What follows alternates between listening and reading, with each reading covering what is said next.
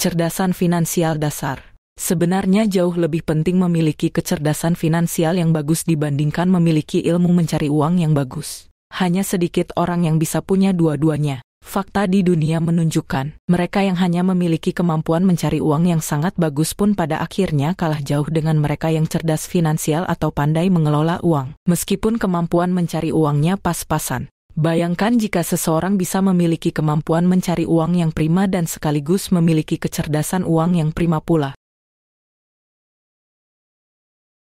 Masalah umum finansial. Di seluruh dunia, pendidikan formal ditujukan untuk mendapatkan tenaga-tenaga terampil yang nantinya akan bekerja di pemerintahan dan swasta. Bahkan pendidikan bisnis pun bukan melatih mereka untuk berbisnis sendiri, tetapi melatih mereka untuk menjalankan bisnis orang lain, alias menjadi pegawai. Dengan kata lain, kita hanya diajari cara mendapatkan uang. Cara yang diajarkan pun hanyalah sebagian saja, yaitu hanya 1/10 dari cara seperti yang dikatakan Nabi saya. Beliau mengatakan bahwa 9 dari 10 pintu rejeki ada di bisnis atau perdagangan. Bayangkan dampaknya, kita hanya diajari 10% dari jalan yang ada. Ditambah lagi tidak diajari bagaimana mengatur keuangannya setelah diperoleh. Kira-kira parah apa tidak akibatnya? Bahkan kalau diajari ke-10 cara itu tanpa diajari mengatur uangnya saja hasilnya masih mengecewakan. Apalagi hanya diajari 1 dari 10 cara. Di Indonesia lebih parah lagi, di zaman Belanda, kaum pribumi menempati posisi yang tidak mencari uang, yaitu pejabat dan tani tukang. Sampai hari ini cita-cita sebagian besar masyarakat Indonesia adalah menjadi pejabat baik di pemerintahan atau swasta. Pengusaha hanya sebagai pelarian saja, dengan harapan nanti bisa menjadi pejabat, atau anaknya yang menjadi pejabat. Sejak dahulu tidak ada satupun baik sekolah formal maupun informal yang mengajarkan bagaimana cara mengatur uang. Fakta yang terjadi. Ini akibat pengajaran salah fokus yang terjadi di seluruh dunia. 1. Bahkan di Amerika Serikat, negara yang paling kaya di dunia dan dianggap kemakmurannya merata, hanya 1% penduduknya yang bisa kaya. 4% mandiri secara keuangan, sedang selebihnya kalau tidak meninggal, harus bekerja terus sampai mati atau sebagian besar yaitu 54% hidupnya tergantung orang lain.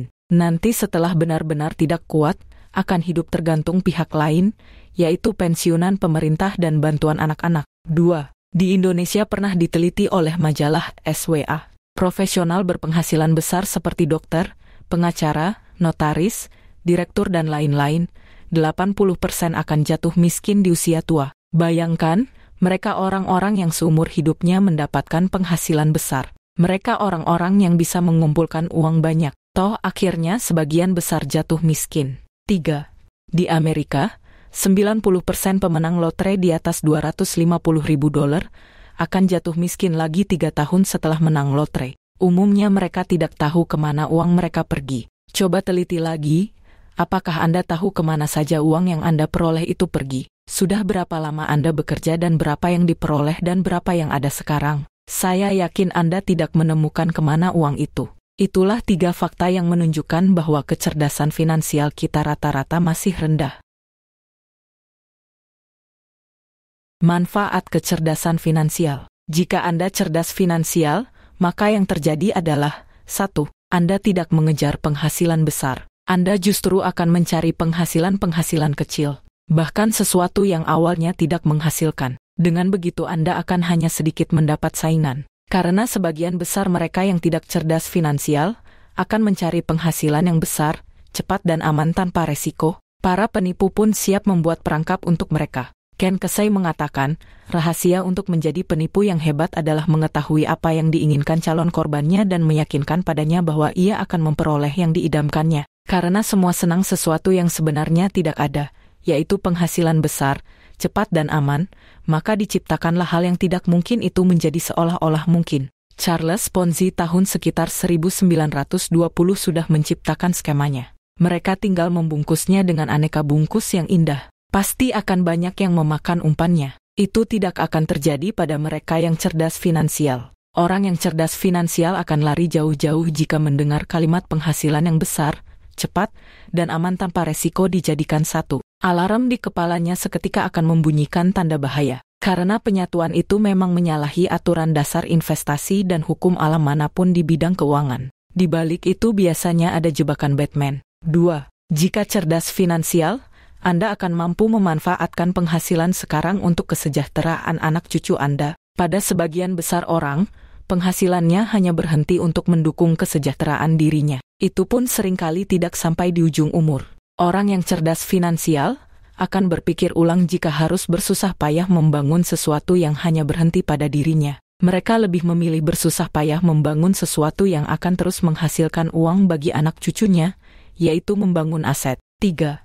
Jika memiliki kecerdasan finansial, kehidupan Anda sudah pasti akan lebih tenang dan damai. Anda tidak perlu lagi berlarian mengejar penghasilan besar. Anda bisa berkumpul terus dengan keluarga yang dicintai. Tidak harus berpencar sampai ke ujung dunia hanya untuk mengejar uang. Karena uang sudah bisa Anda datangkan sendiri ke rumah Anda. Dan Anda bisa bermain sepanjang hari dengan anak. Seseorang pernah mengatakan kepada saya bahwa uang itu mirip ayam liar di halaman. Kita bisa menangkap dan menikmatinya dengan 3 cara. Cara 1, sendirian mengejarnya, hasilnya capek dan dapatnya sedikit. Ini persis yang dikerjakan sebagian besar orang saat ini. Cara 2, bekerja sama dengan beberapa teman untuk menangkapnya. Lumayan sedikit lebih baik, meskipun belum terlalu sempurna. Cara 3, mengeluarkan uang dulu untuk membeli pakan dan pagar. Kita pancing ayamnya dengan pakan, kemudian setelah mereka berkumpul dan jinak, kita bangun pagar sekelilingnya. Tiba-tiba kita memiliki peternakan ayam. Tidak perlu susah payah mengejarnya jika ingin makan ayam. Orang yang cerdas finansial akan memilih cara yang ketiga. Mereka berani mengeluarkan uang dulu untuk berinvestasi pada aset yang paling berharga, yaitu dirinya sendiri. Mereka bersedia membiayai dirinya untuk mendapatkan ilmu yang dibutuhkan, yaitu ilmu membangun aset. Anthony Robbins meminjam uang neneknya $10.000 untuk bisa ikut seminar yang akhirnya membuat dia berubah dari tukang bersih WC hotel dan sales alat musik menjadi motivator nomor 1 di dunia. Tung Desem Waringin, dalam keadaan depresi dan keterbatasan finansial,